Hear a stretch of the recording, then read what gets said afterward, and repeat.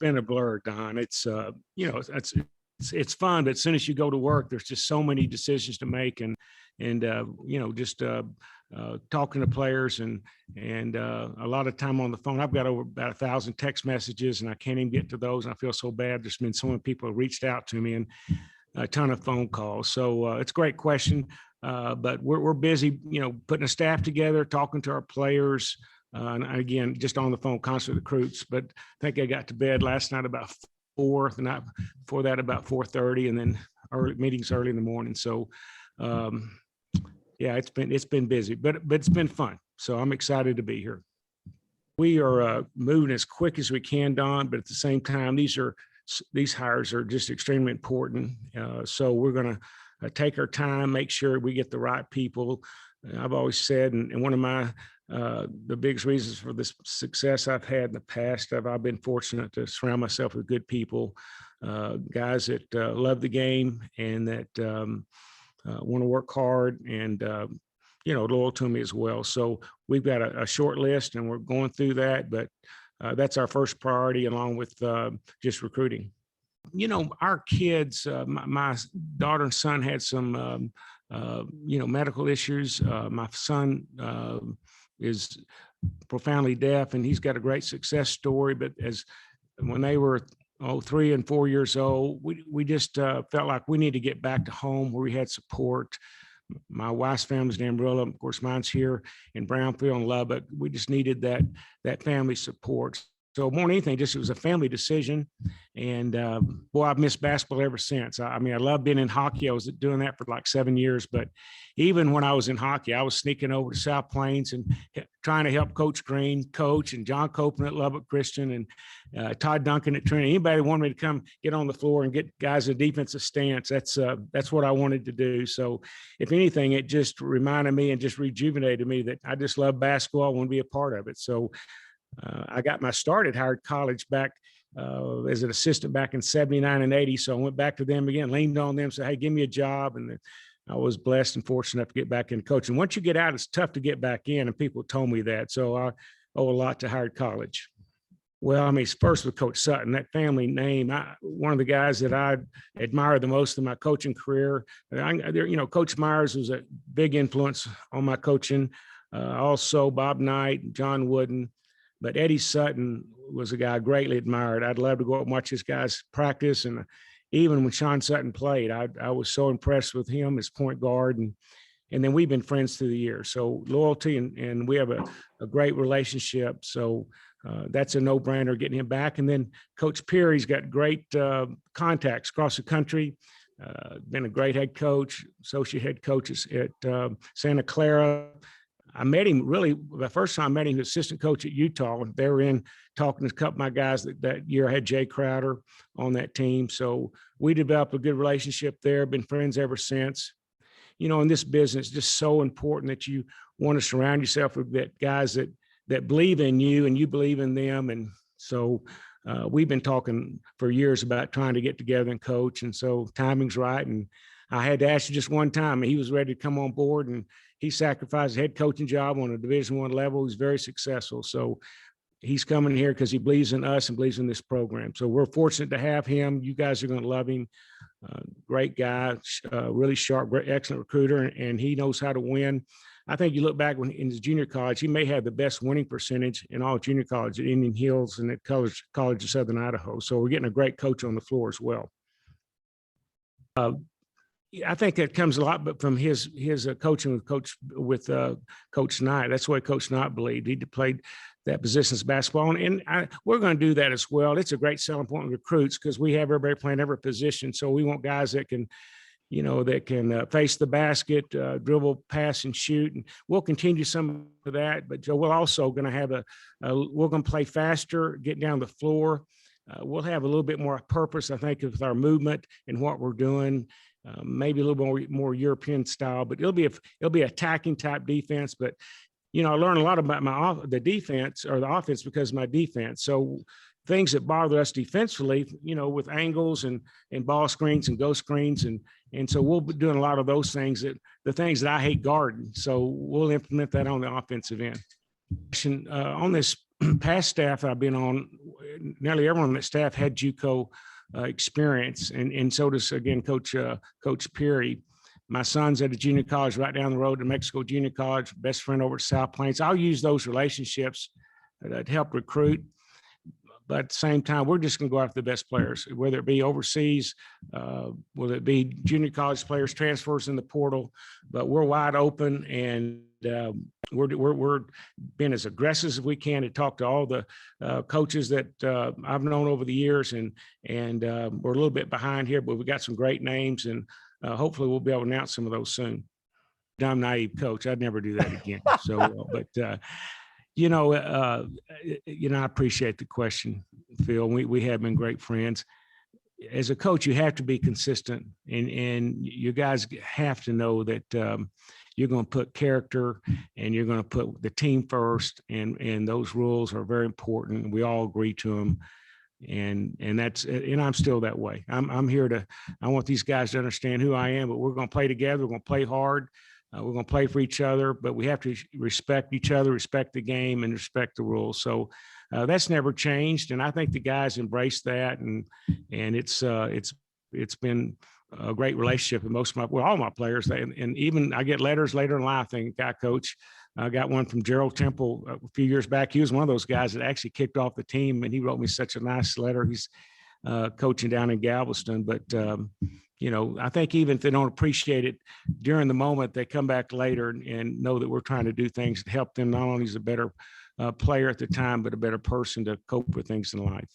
Same thing. We got a lot of Hall of Famers and guys that have been in Final Fours, and so just respect everybody. But and they've been great. So I've had a lot of phone calls and text messages welcoming me aboard. But certainly respect this league, and looking forward to the opportunity to get a chance to coach against these guys. A really good question. In this profession, we put a lot of emphasis on the coaching and the recruiting, but it all starts with resources. And you can go back and look at nearly every in every conference, in football, basketball, baseball, whatever it is, and the teams usually at the top consistently are those teams with the most resources. And so that means, money, support, guys that share the same vision. And we have to give Kirby a lot of credit, because he believed in us and believed in our vision. We asked for a lot of things, and he stepped up to the plate, and so did President Skubnik. So it starts with those guys and that leadership, because I've been on the other end when I've been in places where I didn't have that support, didn't have those resources, and it made it very difficult to win consistently. And you try to look at their history with some of these guys, and kind of, it's a great character trait that's important to me, along with some others. But loyalty is huge, and that kind of goes with trust and believing in people. But I'm so loyal to this university. I love being here. I love West Texas. I grew up watching football and basketball and baseball and all at Texas Tech down at Brownfield, and those are my heroes growing up. And I'm so glad just to be here and to be able to have a bigger part, so I can give back to this university. I have my degree here. My kids graduated here, so I'm loyal to the university. And a lot of times, when you're loyal to somebody, they're going to be loyal to you. So and the university showed huge loyalty by giving me the opportunity just to be here in this position. Been in a leadership position, been a head coach 25 years. So I like calling the shots. I like to be the guy in charge. And yeah, hey, the last 5 years, Chris and I were, great friends, but yeah, we butted heads some, because I've got a strong personality. I believe in winning, and I was fortunate enough that he listened to me a lot of the time. He wasn't smart enough to listen to me all the time, but he did let me run the defense, and I did the substitutions, and had a lot of input at halftime and for the game with the game plan, scouting report. So it's not going to be a big adjustment for me, because I'm used to being in that role and the Big 12. And I know I know exactly all these coaches that have been there. We've got a new coach at Oklahoma, but we'll study those guys. We understand what their weaknesses and strengths are. And so I'm fortunate to be in here and as assistant coach right next to Coach Beard. We're going to be ready to go. But yeah, I'm going to do things quite differently, and you'll see a different style of basketball than what you saw the last 5 years. very positive. I've got a great relationship with these guys, and they've shown that by just wanting to come back and be a part of what I believe in. And so at this point, we had no one that says no to us. We've got a couple of guys that are still thinking about possibilities, but we've got a commitment from Kyler Edwards to be back, Kevin McCullough, and then we also have Marcus, who's coming back. Agbo's also coming back as well. Clarence. I'm going to talk to JB today. To also going to visit with Micah again this afternoon. And even TG Shannon, we're hopeful. We got our fingers crossed. We wish him the very best. I think he's going to announce today his intentions to go ahead and get in the draft. But if things don't work out there, he's already committed to coming back and being part of our team next year. Mark, first off, congratulations. I remember all those long bus rides to Nimmy and to Clarendon. I happened to go through my closet, found this morning, the national championship shirt. Jae Crowder's on there. So are you. First off, Luke Adams, obviously your son, is he going to stay at New Mexico, or are you going to try to bring him over to back to Lubbock? Yeah, hey, good seeing you, Greg. Yeah, those are great memories back at Howard College and where my roots are and when I started. And those long bus rides, they build a lot of character and what you're doing. And I sure appreciate those players that made that commitment back then. But Luke he's going to stay at New Mexico Junior College. That's where he needs to be. He's been a huge influence here the last few years. We talk all the time. I tell people, he texts me at halftime and tells me how to coach, what we're doing wrong. I don't know if I could take him. He'd end up thinking he's the head coach and want to sit in my chair. But he's got a great basketball mind, excellent recruiter. He's doing a wonderful job there at New Mexico Junior College. So he's going to help us right there just by helping us get players for the next year. He's got a couple of guys already that I think are high Division I guys. So he's a loyal Texas Tech fan and played here at Texas Tech and obviously loyal to his dad. So he's been up here helping the last few days, just talking about recruiting and different players and also our staff. So he's been invaluable to me. Love my son and so proud of him. Well, at least I know Luke hasn't changed since he was in high school and he was texting you at halftime all those Howard games. Those long bus rides up to Clarendon, out to the Cahoon Armory out in Roswell and all those areas. How did all those kind of help shape you? Because you coached a lot of great players, Jae Crowder, Carlos Emery, among those. And how did that help you on the journey that now gets you to back to the head coaching chair? Well, I think it all gives you a chip on the shoulder. You want to, you have tremendous sacrifice. All those guys, some of them was, didn't get a chance to go Division I. Some were transfers trying to get back to Division I. So we were all hungry and all wanting to improve ourselves. And so, I think the biggest thing, it just gave them some motivation to get to that next level. And when you're, eating those cheeseburgers that are cold on the road or pizza and those long bus rides, those guys, it builds some character. And there's some great players and some of those guys that have gone on. And I think I had 75 or so Division I players at Howard College, and all of them went on to do well. I wouldn't be here without those guys. And finally, Kevin McCullough is a guy that I got to cover here in San Antonio. Just a thought on him and how he has grown and has helped continue to get Texas Tech higher and higher in the standings and deeper into the tournament. Yeah, Kevin's been wonderful. You remember he had an injury that a little bit of a setback, and so when he came to Texas Tech, he set out that one semester, and he's just gotten better and better. But one of our best defensive players, got a great attitude, plays extremely hard, and I think one of his best strengths is he's got a high basketball IQ. He knows what to do. Very smart kid and easy to coach. Loves to be coached, and one of our best players. Mark, congratulations. Look forward to seeing you when Tech plays in Austin next season. Okay, good seeing you. Thanks, Greg. I think he's going to go ahead and get in the portal, and he has not ruled out coming back to Texas Tech. I just think he wants to look at some other options as well. So we'll have to re-recruit him. I had a great conversation with his dad yesterday, and like I told the family, is that we want what's best for them.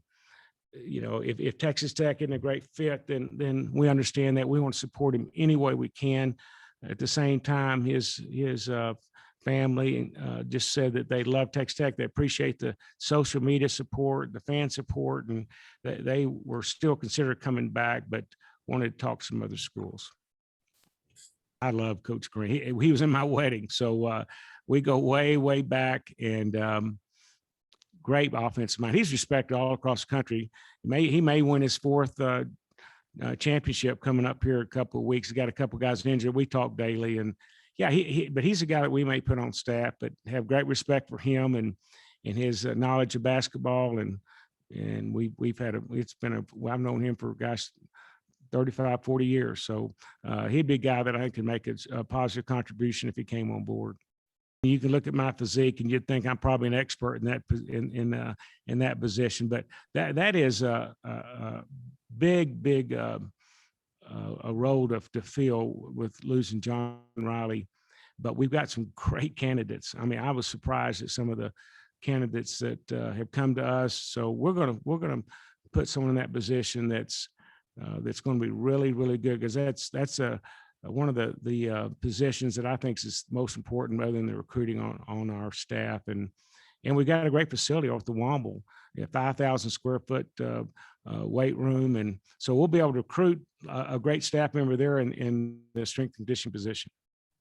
He did call me afterwards, and and he recruited me as hard as anybody to go down to Texas, and we wanted me to get on that plane with him. And well, I told, first of all, he gave me a middle seat and wanted me to wear orange, and I didn't want to do either one of those. So,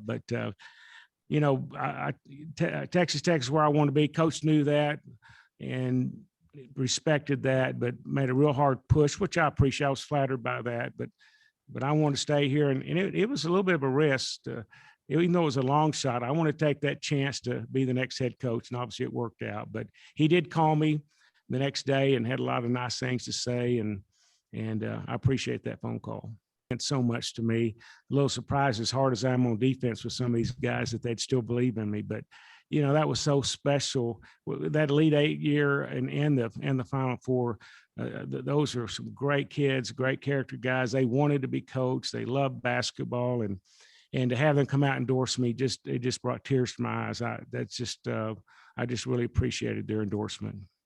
Well, Coach, Jared Culver was. They told me this morning that there's already a longer waiting list. And there's another 300 or 400 season ticket holders that have already called in and made a commitment. That just means so much to me. And I wouldn't be here without these West Texas fans that came out of the woodwork and called and texted, and it's so humbling. But I'm appreciative, and I'm committed to these guys. I told them they could count on me, and they can. And we want the Red Bird fans, just be them, keep being loud, come to the games, and we've got the best home court advantage in the country, and I think it's even going to get better. So we're here to not only just maintain, we're going to build this thing.